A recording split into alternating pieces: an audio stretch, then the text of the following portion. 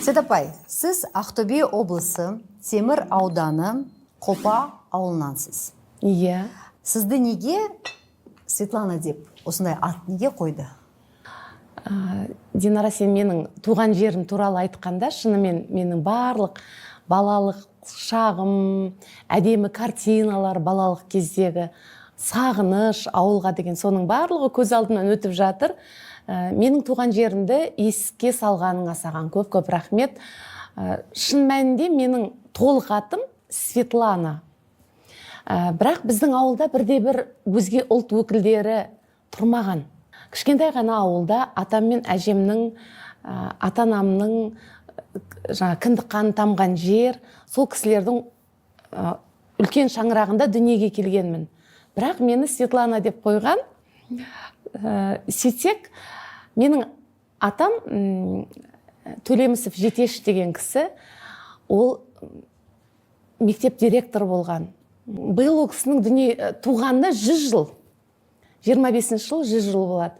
Сол соғыстан кейін ол балалар үйінде жұмыс жасаған екен. Қонжар деген балалар үйінде менің атам балалар үйінің жаңағы ұстазы болып, әжем сол жерде тәрбиеші болып жұмыс жасаған екен.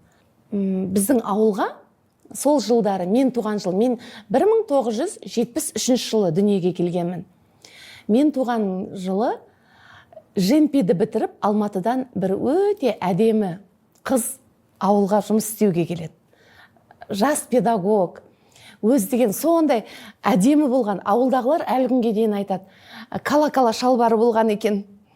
Кала-кала шалбар киген, сондай соңғы сәнмен киінетін модница дейді ғой. Модница, сондай бір әдемі апай дипломын алып ауылға келеді.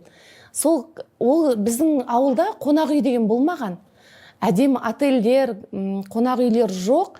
Ауылға кім келсе де, кішкентай ауыл, кімнің үйіне тұрғысы келеді, сол үйге тұрады. Жаңағы апайымыз, Мадина деген апамыз, математика пәнінің мұғалімі болған өзі. Сол менің атам директор, мектептің директоры болғасын, оны үйге алып келген екен. Біздің үйде тұрған. Сол келген күні мен дүниеге келгенмін. Сосын атам айтқан екен: Мадина қызымның аяғы құтты болды. Сен келген кезде менде ең тұңғыш немере дүниеге келіп жатыр. Мен немерелі болып жатырмын. Атын сен қой деп. Мадина апайымыз ойланып менің атымды Светлана деп қойған. Барлық жаңағы ауылдағы апаларымыз, әжелеріміз қарсы болыпты. Ой, бұл не деген ат? Біз оны қалай айтамыз? Ертең айта алмаймыз, тіліміз келмейді деп. Бірақ атам қонақтың жолы үлкен, қазақ қашанда қонағын қадірлейді, сондықтан қонақтың айтқаны болады, Мәдинаның айтқаны болады деп мені Светлана деп атаған екен. Бірақ мен кейін сұрайтынмын, неге менің атым Светлана? Қазақшасы бар ма оның деп. Сол кезде айтатын, сенің атың Шамшырақ. Қазақша деп. Негізі менің атымды ең басында қалай қойғысы келген білесіңдер ме? Қандай? Қалдыгүл деп қойғысы келген. Қалдыгүл? Себебі менің маңдайымда туған. Хорошо, что Светлана. Маңдайымда қал болған екен. Сол Қалдыгүл деп қойғысы келген екен. Бірақ Қалдыгүл болмай, аяқ астынан Мадина апамның арқасында Светлана болып кеткенмін. Сіздің атыңыз мен үшін өте ыстық, өйткені менің сүйікті апам, ол да Светлана болған. Света. Ой, қандай күшті. Өте жақын бұл есім маған. Светапай, сіздің үйдің ерлері 8 наурызда қалай сізді құттықтайды? 8 наурыз болсын, кез келген мереке болсын, жаңа жыл болсын, әрине құттықтайды міндетті түрде. Бірақ 8 наурызда өте ерекше. Себебі мына қараңызшы, көктем келіп жатыр, көктемнің лебі өзгеше, ауа райы да күнде жылып келе жатыр. Сондықтан бәрімізде бір көктемде бір ерекше көңіл күймен жүреміз ғой. Сол көңіл күйімізді одан сайын әсерлендіргісі келе ме, құлпыртқысы келе ме, біздің үйде ер азаматтар міндетті түрде гүл алып келеді, гүл шоғын алып келеді. Қай жақта жүрсе де, әлемнің басқа түкпірінде жүрсе де, Димаштан гүл келеді міндетті түрде. Әдемі таңертең букеттер келеді. Сондықтан ең алғашқы көктемнің белгісі сияқты әдемі қызғалдақтарды, әдемі гүлдерді күтеміз 8 наурызда. Маған сыйлық керек еді деп күтпеймін мен. Сіз сұрамайсыз, иә? Сұрамаймын, күтпеймін де. Себебі олардың біздің қасымызда жүргенінің өзі үлкен сыйлық қазіргі таңда. Сондықтан аман болып қасымызда жүрсе, содан артық сыйлық керек жоқ деп ойлаймын. Сұрамай ма өзі, Қанат аға? Света, дорогая, қандай сыйлық сыйлайын саған? Біз үйреніп алдық. Біз Қанаттың жаңағы таңдаған мысалға әшекейін маған ұнамай қалуы мүмкін, болмаса тағы бірдеңен менің көңілмен шықпай қалуы мүмкін деп. Сондай тәжірибе болған ғой. Сондықтан сыйлық, мен үшін сыйлық олардың ер азаматтардың, біздің үйдің азаматтарының, ұлдардың, папасының қасында аман есен жүргені. Сондықтан сыйлыққа біз өйтіп қатты мән беріп, күтіп, сұрап, менің мінезім ондай емес. Мен кез келген нәрсеге қуана салам, мәз болам, маған кішкентай гүл болса да жарайды. Сондай бір керемет қатты бағалы сыйлықты көргенде мен тіпті мән беріп қарамауым да мүмкін. Сондықтан маған кішкене бір жылы сөз, жылы әңгіменің өзі жарайды. Әрине, бірақ міндетті түрде құшақ-құшақ гүлдерін алып құттықтайды азаматтар үйде. Ал өзіңіз құрбыларыңызға, қыздарға сыйлық дайындайсыз ба? Арнайы? Арнайы міне дайындаймын деп оған уақыт бөліп өтуге шынымды айтайын, уақыт болмай қалып жатады. Себебі біз 8 наурыз, 22 наурыз, жаңа жыл деген барлық мерекелер біз үшін сахнада өтеді. Сондықтан оған уақыт болмай қалып жатады. Бірақ дегенмен де жақсы бір әдемі косметика, өзіне пайдалы әдемі бір сырға, гүл міндетті түрде, тәттілер, әдемі орамал, ондай беруге тырысамын. Сіздің қолыңыз ашық. Менің байқауымша, өйткені сіз мысалы біз кездескенде, сіз әрдайым пакетпен келесіз. Құрғол жүруге болмайды ғой. Құрғол жүруге болмайды. Сондықтан сыйлық берген адамға өте жақсы ғой. Қуанып қалады. Біреудің қуанғаны ол мен үшін үлкен қуаныш. Сондықтан біреуді қуантқым келеді. Жаңағы ол біздің аналарымыздан қалыптасқан нәрсе. Өзімнің мамам да, енем де екеу бір жаққа шығатын болса, пакет сыйлықтарымен шығады. Кейде үйде жаңағы баяғыда папамыз айтатын, осы пакет ұстамасаң болмай ма деп.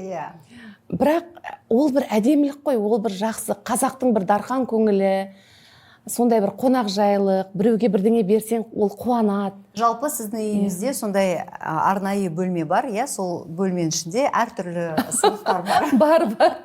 Бар ғой, иә? Бар, иә. Ал Димаш басқа жақтан, басқа елден келгенде, ол сыйлық міндетті түрде алып келетін шығар.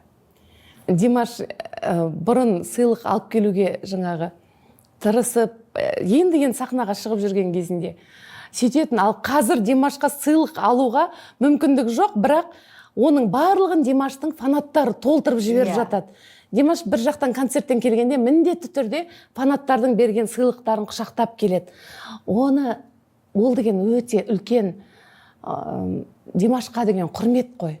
Сондықтан Димаштың фанаттарының берген сыйлықтарын, міне биыл енді Димаштың әлемдік сахнада жүргеніне 8 жылдан асып бара жатыр.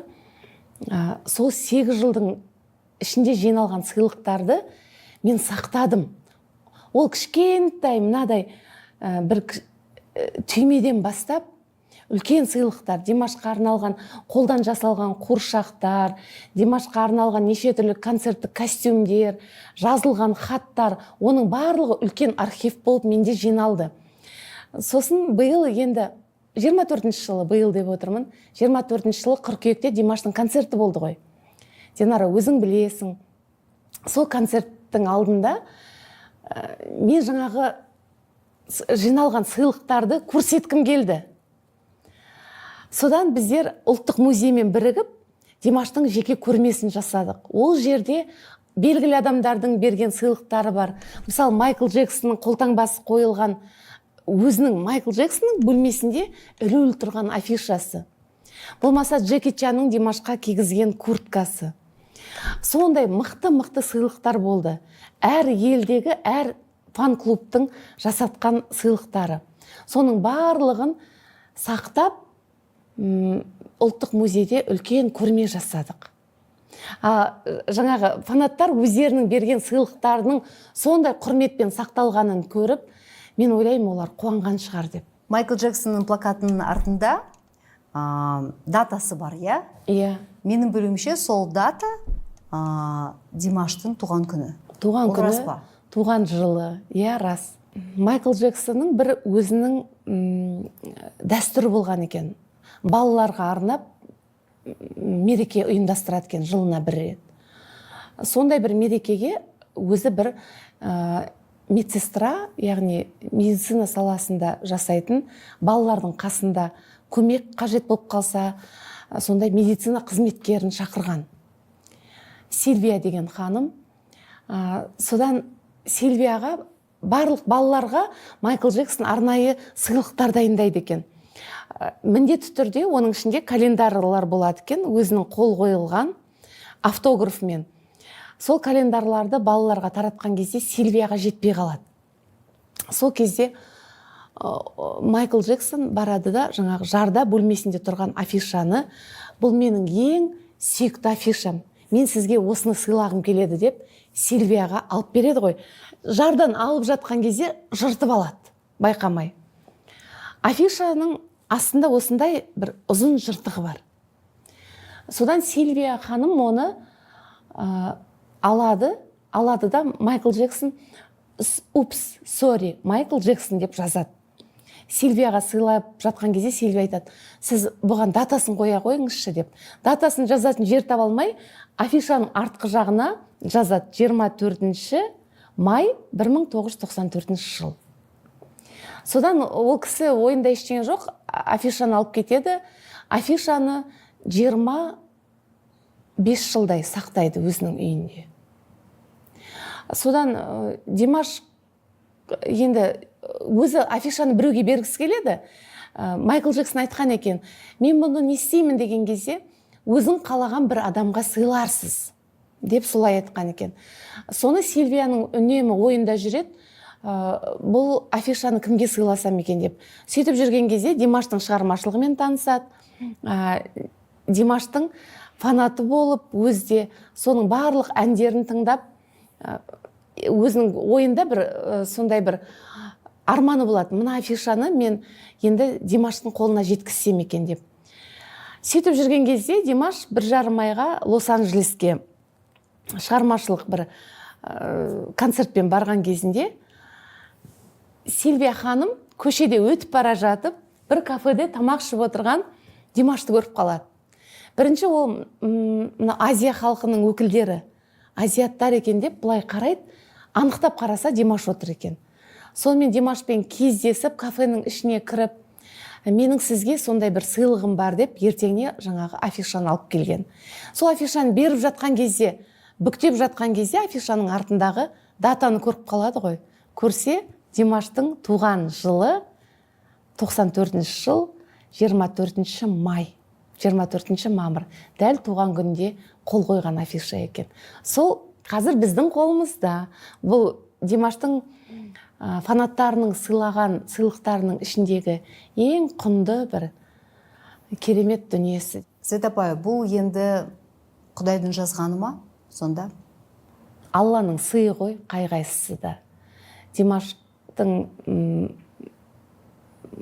сонша тыңдармандарының болуы, Димашқа бір Алладан осындай бір үлкен жақсы әншілік керемет қабілет берілуі, оның үстіне тыңдармандарының, Димаштың фанаттарының Димашқа деген сондай үлкен сүйіспеншілігі, мұның барлығы бір Алланың жазғаны маңдайына. Бұл өте бір керемет сыйлық, Тәңірден, Алладан келген сыйлық. Сондықтан өте қуаныштымыз соған.